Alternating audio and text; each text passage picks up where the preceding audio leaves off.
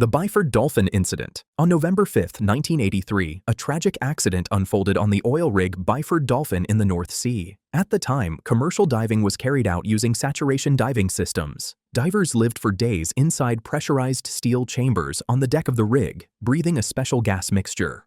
From these chambers, they transferred into a diving bell, a heavy round metal capsule, which was lowered by crane to the seafloor and then brought back up. This way, the divers never returned to normal surface pressure until the very end of their mission. That morning, 4 divers, Edwin Coward, Roy Lucas, Björn Bergerson, and Truls Hellevik, were resting inside the decompression chamber. They had just returned from the depths, and the chamber still held them at about 9 atmospheres of pressure, the equivalent of being 300 feet underwater. Outside on the deck, 2 men tended the system. One of them, William Crammond, was responsible for operating the heavy clamp that sealed the diving bell to the chamber. Crammond began loosening the mechanism that held the bell and chamber together. But the pressure had not yet been equalized. When the clamp gave way, the chamber explosively decompressed in a fraction of a second. The 4 divers inside were killed instantly. 3 of them died from massive air embolisms, bubbles tearing through their blood and organs. The 4th, Truls Hellevik, was closest to the opening. The sudden pressure difference literally sucked his body toward the gap. He was forced through an opening just 24 inches wide, smaller than his shoulders. Crammond himself, standing directly in front of the clamp, was struck by the blast of air and killed instantly. Only one man on deck, Martin Saunders, survived, though badly injured. Chris and Chrissy Rouse. On October 12, 1992, Chris Rouse and his son Chrissy were diving the U-869, a German U-boat wreck off the coast of New Jersey. The submarine sat at 230 feet deep, well into the danger zone for nitrogen narcosis and decompression sickness. Both were experienced technical divers who had completed numerous deep wreck penetrations before. While exploring the wreck, Chrissy became entangled in cables inside the submarine. In his struggle to free himself, he stirred up decades of silt, reducing visibility to 0. His breathing rate increased dramatically, using up his air supply much faster than planned.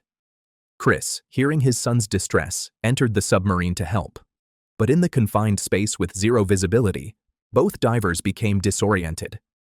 By the time they freed themselves and began their ascent, they had stayed down too long and used too much air. They skipped critical decompression stops on the way up. Nitrogen bubbles were forming in their blood and tissues. Chris reached the surface first, already showing signs of severe decompression sickness.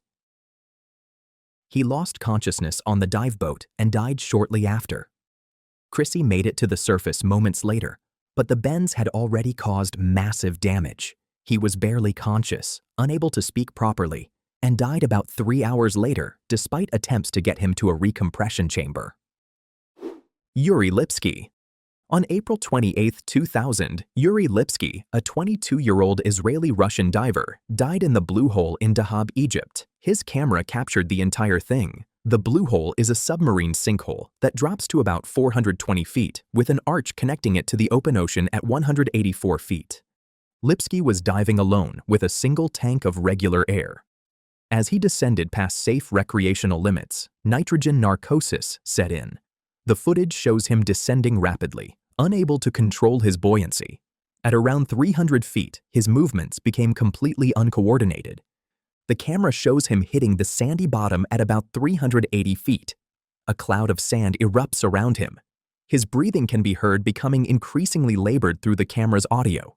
He removes and replaces his regulator multiple times, a sign of severe panic and narcosis. After a few minutes on the bottom, his breathing stops. The camera continued recording on the sea floor next to his body.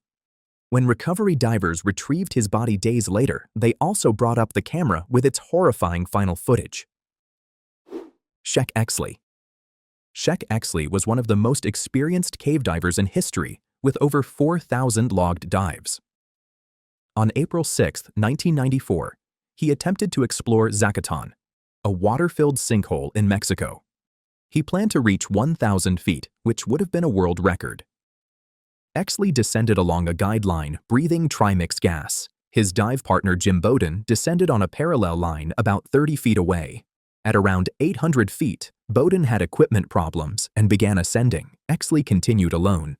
At 906 feet, something went catastrophically wrong.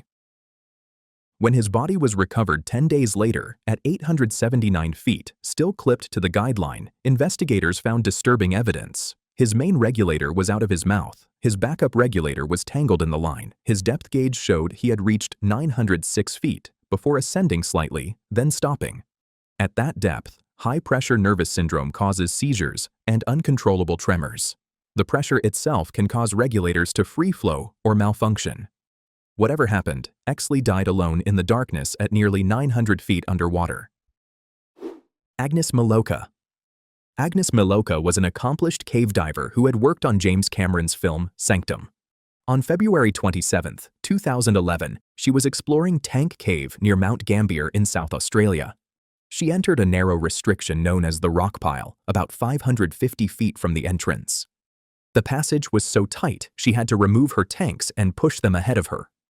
As she squeezed through, she stirred up fine silt that had settled there for decades. Within seconds, the visibility dropped to zero. In the complete darkness and confined space, she became disoriented and lost contact with the guideline. She spent her final minutes feeling along the rocky walls, searching desperately for the way out. Her air ran out while she was still searching. When recovery divers found her body the next day, she was in a small air pocket where she had surfaced, hoping to find breathable air. But the pocket contained none. She had been only 20 feet from the main passage, but in that absolute darkness, she never saw it. David Shaw.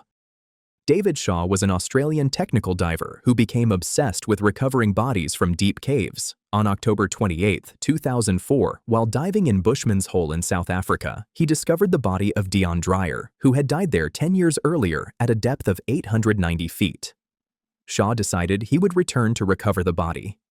On January 8, 2005, Shaw descended to attempt the recovery. He was using a rebreather, which recycles exhaled air, and had cameras mounted to document the recovery. When Shaw reached Dreyer's body, things went wrong immediately.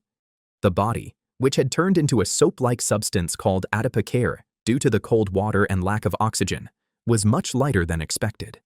Instead of being weighted down by equipment as Shaw anticipated, it began floating.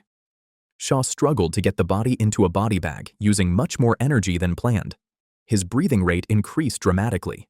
At 890 feet, the extreme pressure causes nitrogen narcosis so severe it's like being extremely drunk and oxygen becomes toxic. After about 6 minutes at depth, Shaw's movements became erratic on the camera footage. He became entangled in the line he was using to secure the body.